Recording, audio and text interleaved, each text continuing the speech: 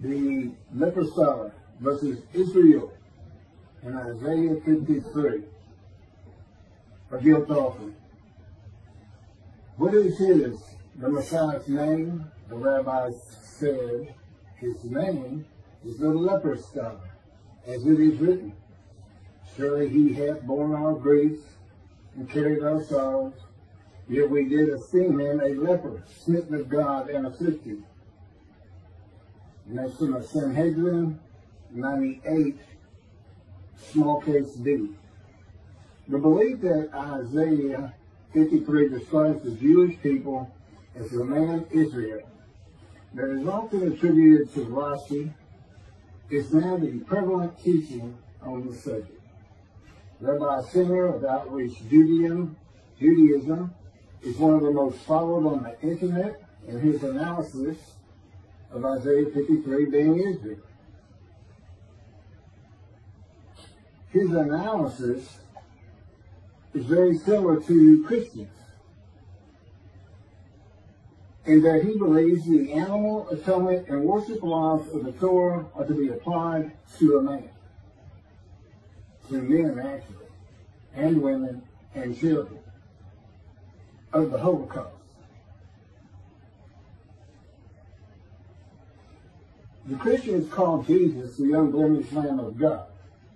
Rabbi Singer says the Jewish people who were murdered and slaughtered in the Holocaust were ram guilt offerings for the purpose which might prosper of having the Jewish people return to the promised land. That would be God's purpose that might prosper in chapter 53. Rabbi Singer's commentary from his midrash, Isaiah 53, Jesus or Israel, on Isaiah 53:10. This is posted on a Facebook page. The end of it says, share this with all your friends. In other words, anybody can use it. So, yeah. And everybody should know that, by the way. You can't just use something that's on somebody's site. But if you're giving the authorization to CJ, it's okay, but you still can't purge your assignment. I'm a lawyer. I don't practice, but I am a lawyer, and I know these things. So, I'm just going to really deal with 53:10. I'm not going to go through his whole midrash or anything. It's the one verse that you can't just prove by physical evidence. He offered himself for guilt.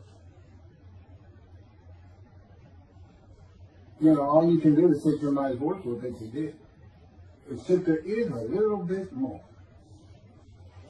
In any event, I am going to read, this is in quotes, there's no, I didn't do anything, I didn't even make corrections with his background or anything. This is exactly as it is in his midrash in Isaiah 53 that he had posted on Facebook in his notes many years ago. I was a friend of his at the time. So I'm sharing it. I'm sharing 53:10, but I'm going to give my commentary on it, contrasting it with his commentary and the problems I see with that, which is not an unusual thing the Jews have always done, but in particular in the times of the Talmud, Rashi, Rambam, they were always writing about each other and what that person thought and this and that. So these, I'm going to read everything because it's in quotes, and I don't want someone to say I misquoted something because I'm not. So he starts out and he quotes himself, 53:10. Hashem desired to oppress him, and he afflicted him if his soul would acknowledge guilt. He would see offspring and live long days, and the desire of Hashem would succeed in his hand. Then he quotes 53:10 from the Jewish Publication Society. He doesn't say where the first one came from. I recognize it, but I don't know where it came from either. But the Lord chose to crush him by disease, that if he made himself an offering for guilt, he might see offspring and have long life, and that through him the Lord's purpose might prosper. this translation by the Jewish Publication Society of the Hebrew into English began in, I believe it's 1956, from scratch. They didn't use old texts from the Talmud era. The Old Testament of the Christians is from a retranslation and then into English, and translations are tough enough as it is without going through two instead of just directly one. And the rabbis and scholars on language who were involved with that process for many, many years began with the Leningrad Codex, the oldest Hebrew translation of the Hebrew, the oldest Hebrew Bible written in Hebrew. And they translated it. It's one that's been used for hundreds of years.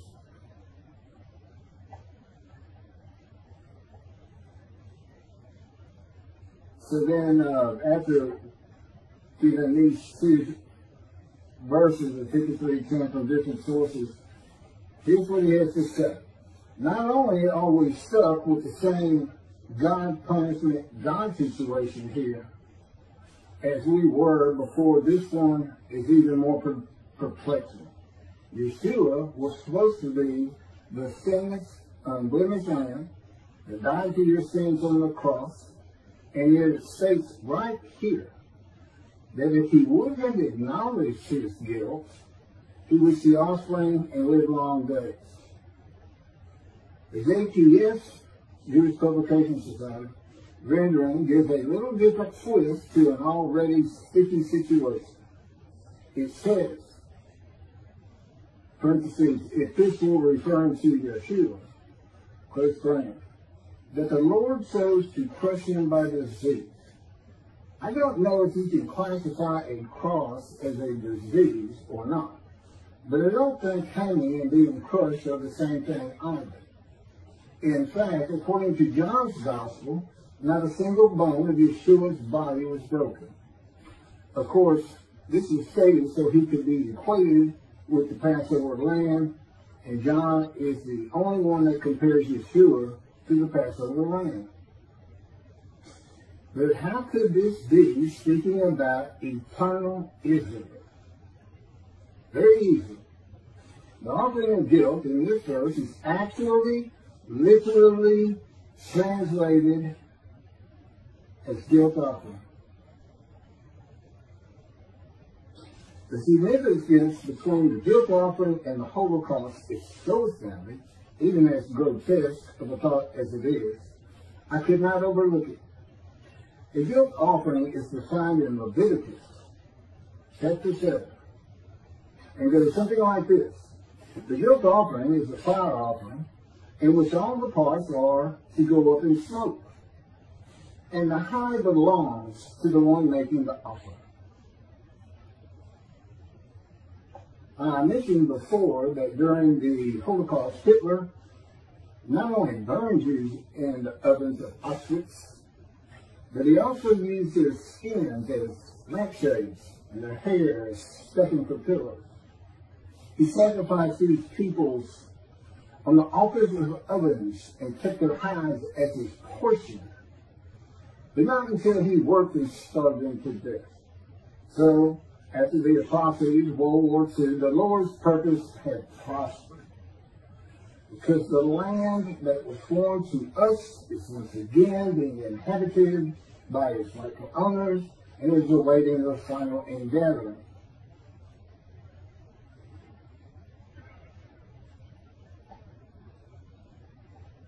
The guilt offering, that's it for the quotes. That's his commentary on verse 10.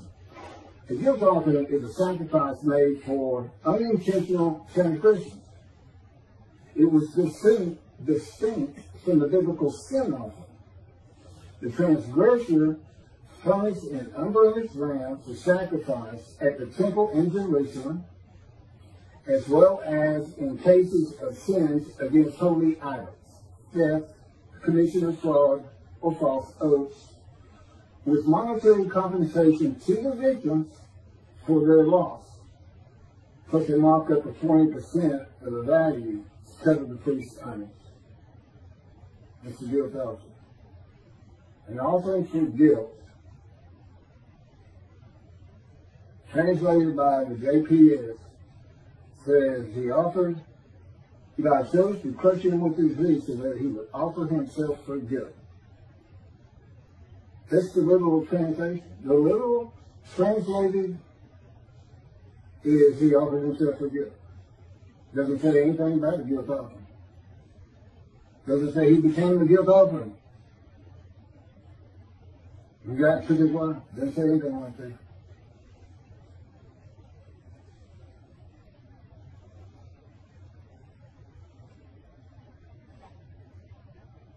The Jewish people murdered in the Holocaust had not made any unintentional transgressions against Hitler and did not make monetary compensation to Hitler if they did. It is the people Israel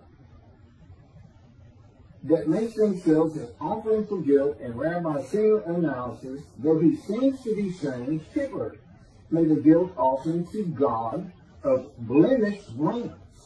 And these are this is an unblemished Lamb of God, the unblemished rams of God for guilt offering sacrifices.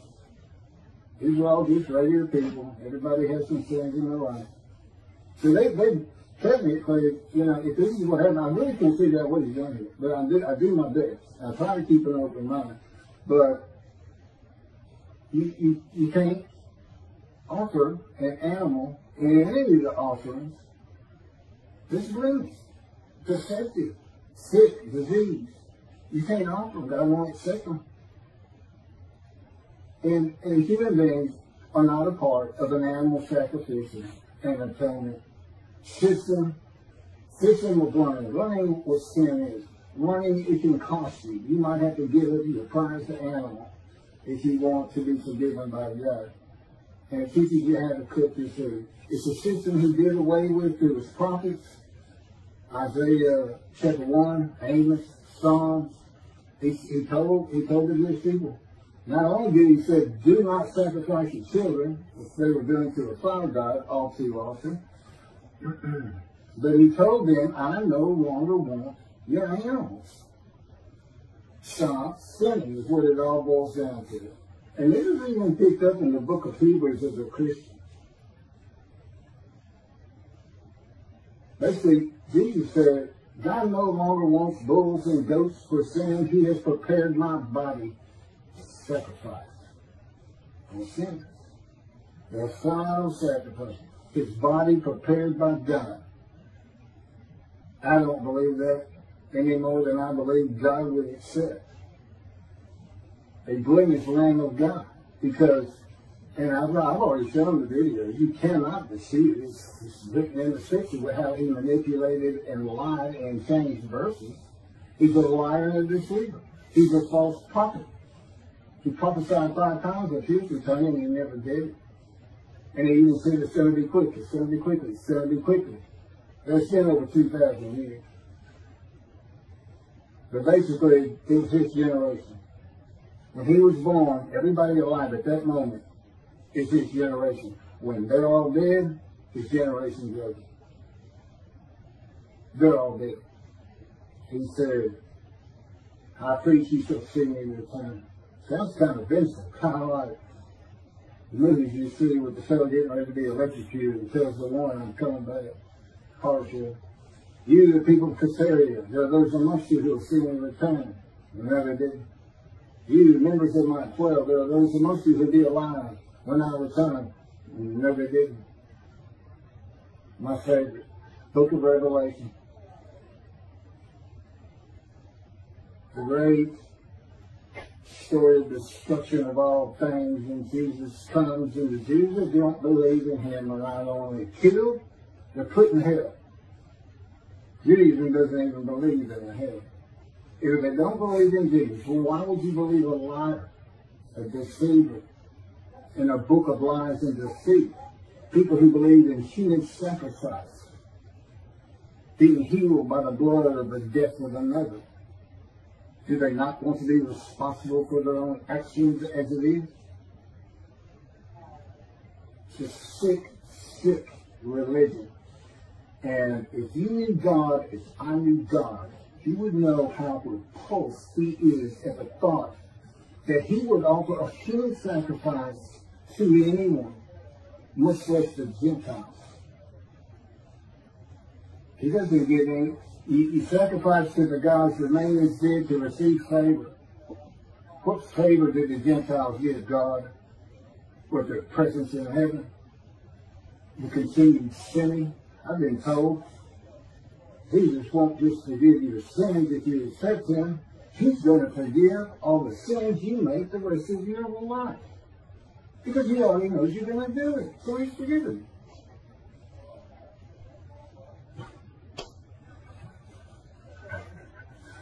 I'm off that thinking to myself, I got carte blanche. I can go do anything. I accept this Jesus. But no, I don't accept Jesus. Indeed, I don't think he ever existed. I think he's a story. And I have good reason for that. But let's get back to God murdering his children. I don't think Hitler offered them. So here's his brand. Somebody had to offer him, so God's going to offer him. Not unlike he offered his son.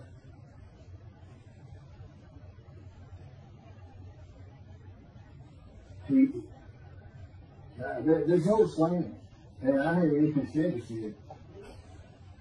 So, Hitler sacrificed these people on the altars of ovens. These ovens to get rid of bodies of fire and become altars. And took their hides as his portion. It's very interesting. Because in verse 11 of Isaiah 53, the righteous servant who makes the many righteous receives as his portion the many, and as his spoil the multitude. The reference is to the people he's making righteous, the many. Many will be made righteous. A righteous servant makes the many righteous. Your portion, the many. You keep your followers. Maybe you'll donate to your cause, giving God's temple a little bit. But I gotta wade through rabbis like this. And Jews for Judaism and Michael Sobak, who basically just ignores Ken. It's so simple. If you're going to use Israel as the man to be identified in Isaiah 53, who's supposed to be God's representative, like Moses in the day of the Lord, but if you're going to use them, you're going to have to use them as God used them with Moses. You gather every single one of them. They have to agree to a man.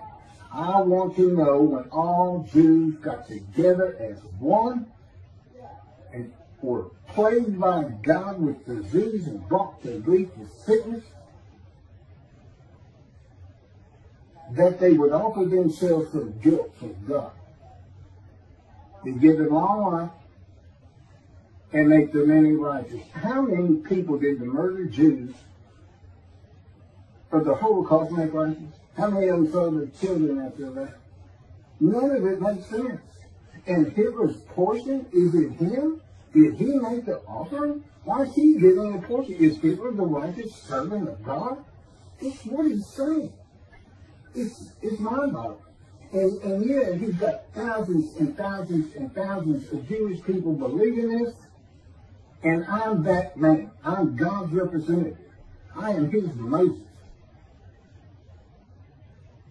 And this is what I got to wait for. Those people that follow Tovia, they'll throw you out of a group so fast, even suggesting, hey, it could be Elijah, the same purpose. They both have to make people righteous, bring them back to Judaism, and they both have a task which might prosper. God's purpose in Isaiah 53 is not stated. We don't know it until Malachi 3, which is where God announces the day of the Lord. And he says, I'm sending my messenger, who is Elijah, and I'm going to return to my temple suddenly. That's his purpose. Okay, so picking back up. Rabbi Singer seems to be saying that Hitler is the man of Isaiah 53 who makes an offer of Israel, the Jewish people, which again would have to be all of them if you're going to call them Israel, as a Leviticus land guilt offering. And Hitler receives as his portion their hides. Isaiah 53:12 says God's righteous servant, which is Israel, and we're using the 6 million of the Holocaust as Israel, as best I can tell. Because the rest of the Jews, another 6 million, didn't offer that 6 million up, and that's not what he says. He's saying God did it. Because God's purpose was, I want y'all back in the promised land. So he murdered and created the Holocaust. I guess he raised Hitler up for that purpose. And I don't think so. I don't understand thinking like that either. I don't get it one bit. But that's me. I couldn't believe it when I read this. I really couldn't. And I'm going to offer myself for guilt. The guilt that the Jewish people feel from not being righteous, which is why they're sick and suffering in the opening verses. Who are the witnesses? It's not kings, as everybody seems to think from chapter 52. There's a reason they're in quotes. And then God says, well, you got to be suitable for my purpose. And the purpose is I want you to go make these sinners, these people who are sick, emotionally sick, from being unrighteous, by being my righteous servant. That makes them any righteous. But you got to be made ready. And I have a process you're not going to believe. It's like getting a cadet ready to be a Marine or a Navy SEAL, except multiply that by about 10 million. It's in his power, and with me, he came to me in the womb to be certain that I lived a life of suffering, filled with disease and injuries, and there's many other things. It's in the book. He came to the womb of Jeremiah to make sure Jeremiah was a priestly, godly man. I was the exact opposite, an atheist for 60 years. And I had a furious spirit just like Moses and just like Ezekiel.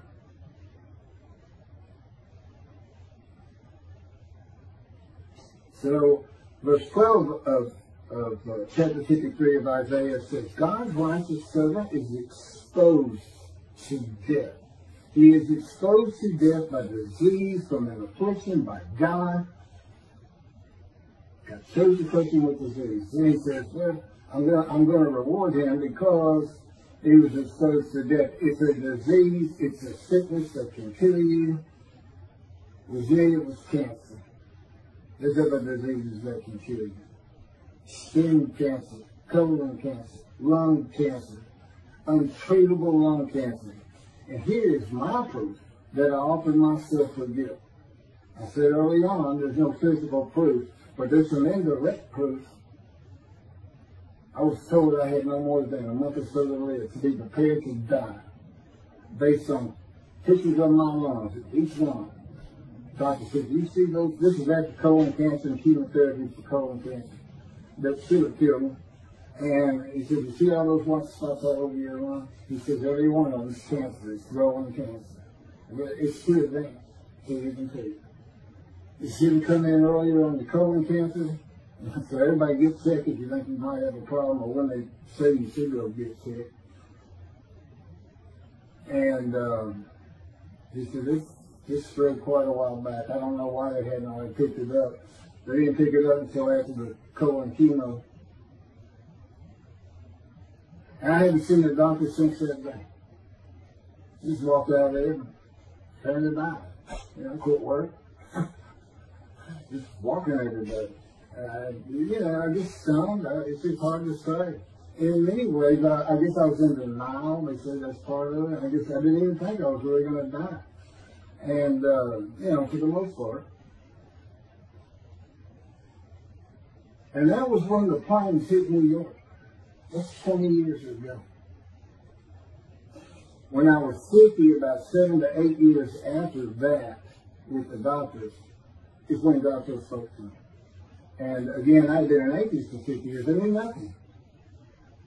And one of the first things we did that week, he said, let's go to the bookstore. You need to buy a Talmud.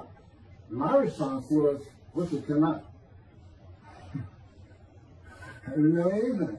I had kept away from religious people. And basically, he was with me. He made sure I did. He orchestrated many things in my life. He took me, early on, he took me on visions 1, 2, 3 a week as part of the teaching and just starting out the preparation process before the pain started getting really bad, which has been up every year since. This is year 13 since the short term. But as you can see, he was starting to make a little headway. 5 years teaching, 5 years writing blogs, which are the chapters of my book, Isaiah 53 and the Day of the Lord, which is dictated to me by God, just as the life of the righteous servant of Isaiah 53. That's my life. And he dictated it. God is not a ghostwriter. They're very interesting. And that's how I know all these things that all the great rabbis and the rabbis today didn't know about. That's not proof.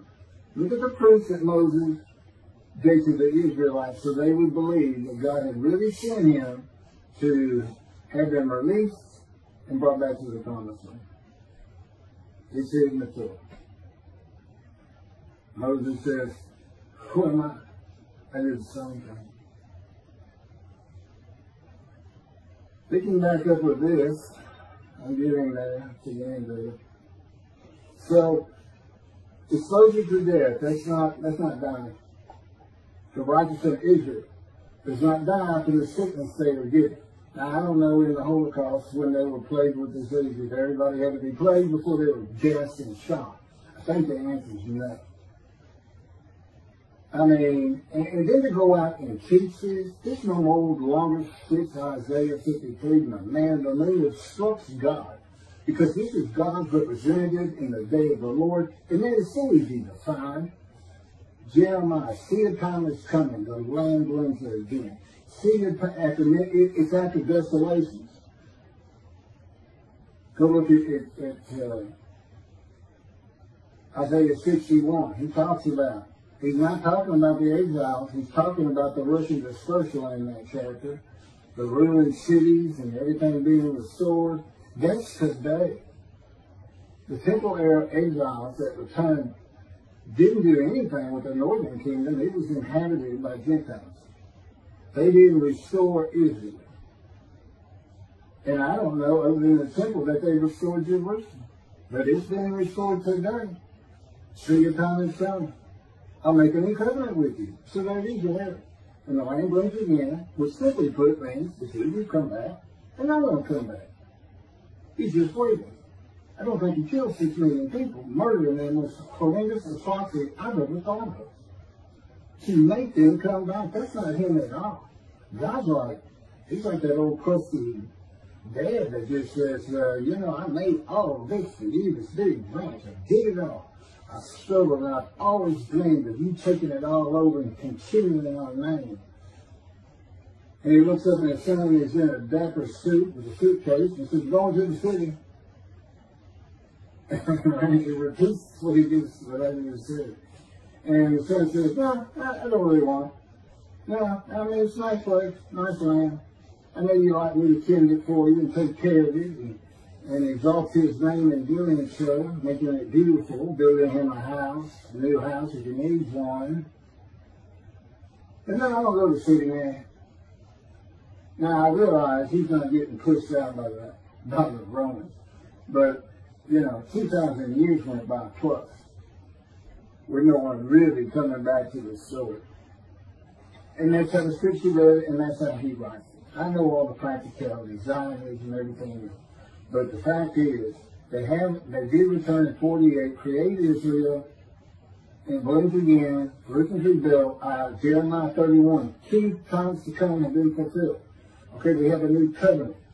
There's only 2 covenants unfulfilled in the Hebrew Bible. The covenant of friendship that God grants in David, Moshiach, is here in Malachi 3, the day of the Lord.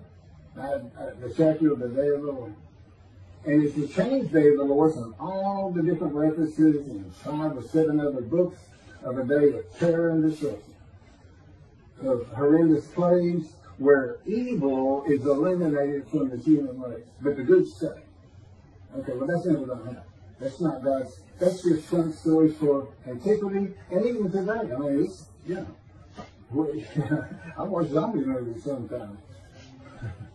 Talking about the resurrection. I don't believe they did a resurrection. I have too much knowledge of science and medicine and just plain common sense. That's not happening. Nor could I pray for the resurrection. Weekly. Because of Rambam. He's got 13 fundamental principles of Judaism. The 13th is belief. You have to have belief in the resurrection. But where are you going to put the million Israelites in the Exodus? Where are you going to put all their ancestors who were in Egypt for 400 years? People who didn't even cook the food. Because God had to teach them what the animal sacrificial and atonement laws. Bring your animal to a fire. Now share in it. At least the priest teach it. It's better eating. If you're going to not drink the blood. Okay? Part of the laws, rules, and commandments. You're trying to cook it. You can drain it all you want. You need to cook it. And that's what that was about. And they did away with it. And even Jesus did that. God no longer wants animals for sin. He prepared a human body for it. That was never intended for a human body. And God knew what the Gentiles were going to do. They were going to come up with an unblemished land so they could get sin free. And that's why Isaiah 53 describes the man as blemished. And with these, by some of the words, if you look up the definitions of the synonyms, serious injuries, it's an entire life of ministry. I am the man of Isaiah 53. I make every verse. My midrash will show you that. So you have all these things that I'm talking about. Of course, they're in the book.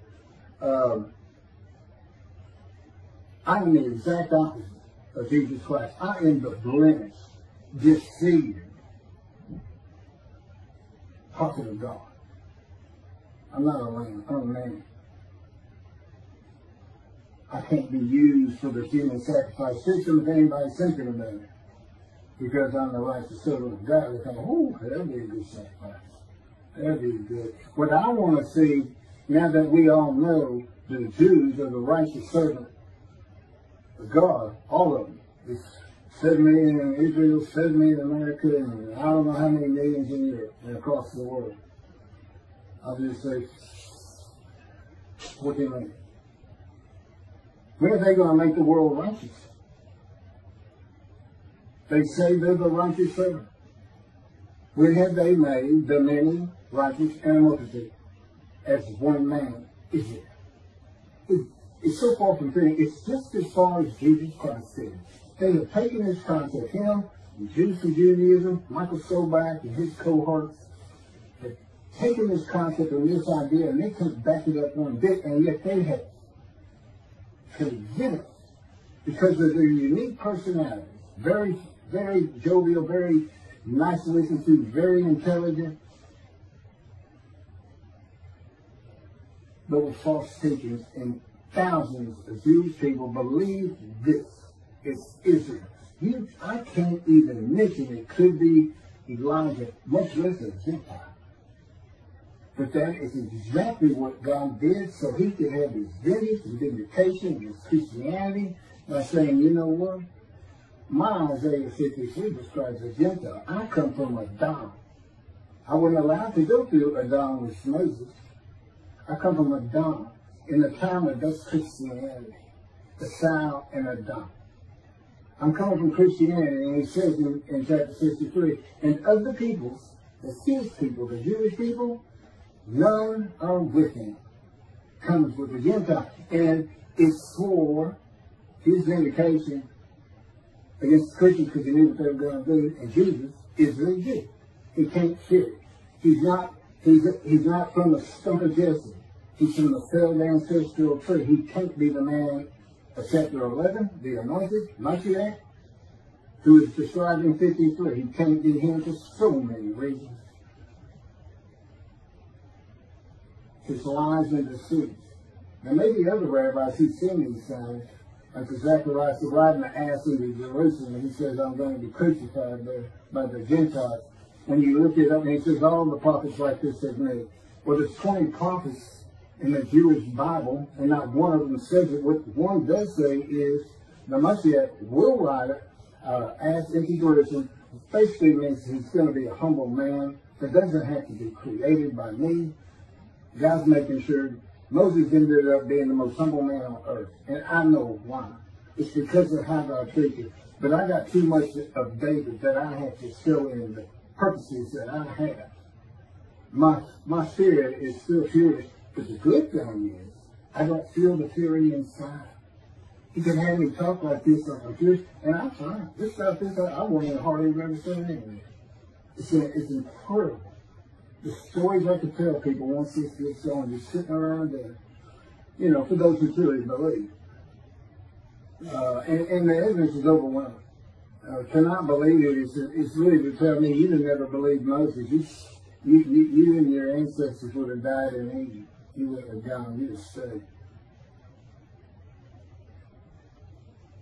You can't use animal sacrifice for human beings. It's just mind-boggling.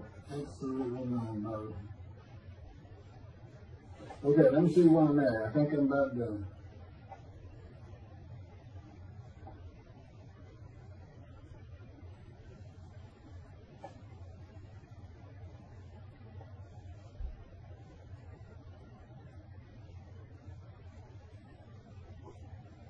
You know, when Tovia Singer says in his commentary on 10, and I had this in quote, so I pulled that out from that.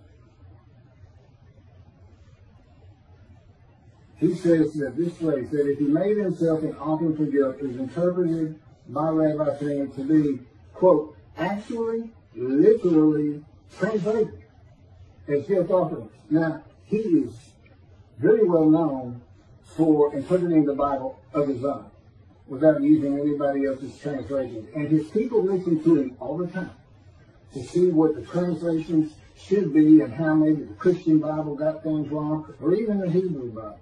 I don't think we've ever seen that. But in particular, a lot of these people are Christians who have converted to Judaism, or they are Jews who were Christians just by how they were raised, and then I guess Messianic Jews too sometimes. But they look at him for translations, and look at the words he uses. Talk about deceptive.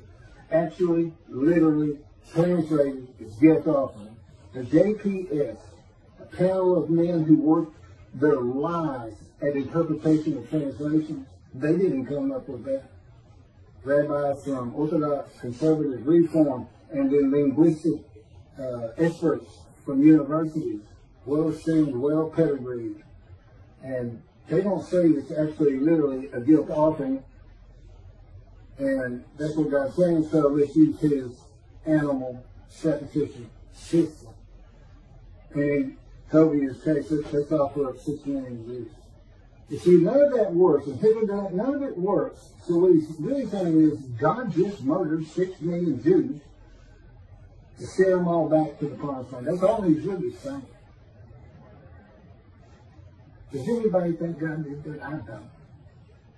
I don't. I don't even think, when he says he put a plague against them in antiquity, that he really did. I think the plague was just there, no different than the pandemic we're under. Well, much different, but that's just the way times were when you didn't have medicine. People didn't cook their food, and this and that, he would tell you. He said that I took credit for him to scare these people that they had. You know, so it goes up to Moses. You go talk to him and come tell us what he says. We're all going to die. You know, you feared God. But not today. Even Judaism is starting to get into the Christian thing of God wants a personal relationship with you. Well, you better go back to the mountain if you think that's true. That's not who he is. You're starting to associate him as a human being. And you want a relationship, that doesn't mean he does. That doesn't mean he doesn't want to do the things he says he's going to do for his creation. He's got a different perspective. He's not human. He is an entity, a being in existence that does have emotions, but he's got absolute knowledge and absolute power. He thinks it, puts it in a vision, he wills it to obey. There is a process which goes by with his elements of the unseen, primarily his power. You know, we have all this water on earth, and Moses' name was pulled from watching this and that. Do you know that there's tiny microscopic particles of water, H2O, in outer space? He drew it with his power from the far corners of the universe to his planet. He decides everything, and that's just the way it is. And he doesn't care for the fact that the rabbis have decided to stay in antiquity in the Dark Ages. And anything those people came up with which fit their world, but can possibly fit our world, they need to change. He expected more of them. They dismissed. This is the record. I'm bringing it for him. But he orchestrates every single word from my mouth.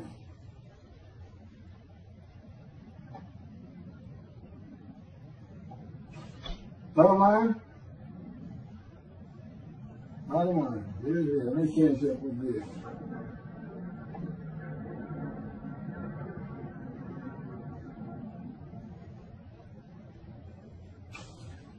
Who receives the long life? I want to know who receives the long life. Because it's not Hitler and it's not the victims of the Holocaust. Who receives the long life?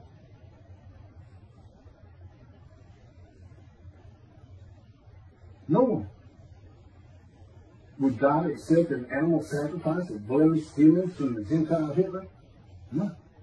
He wouldn't. He doesn't accept human sacrifice, period. Were the much less lamb sacrifices for guilt. For being guilty of destroying self, stealing self, theft, this and that. It's not the guilt we're talking about. It's verb and adverb, or verb and noun. This is the emotion guilt. It said they were sick. Okay, the man's called the righteous servant. What do you think happens?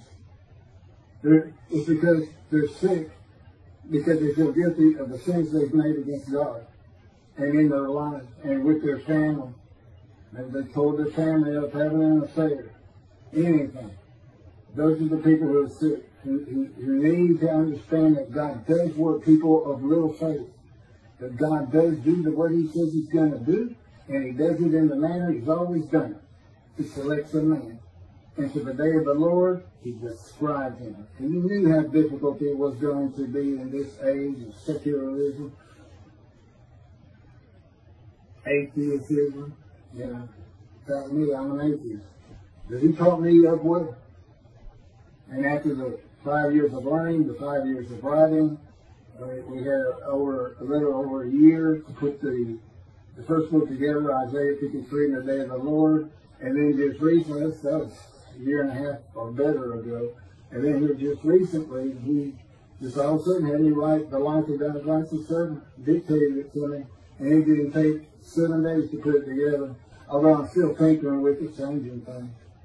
Which makes me feel like I'm part of it. He does that for me. I always feel like I'm still myself. Still make mistakes and errors, this and that. But when I'm dealing with his stuff, I don't ever worry about it. Because I know he's doing it perfectly as he wants it. Were the victims of the Holocaust crushed with disease? I don't think so. I've never heard such a thing. Are the 6 million murdered Jews of the Holocaust, all the Jews gathered as one man? No. Did God murder 6 million Jews? No. Have the Jewish people as one man made the many multitude righteous? No. The 6 million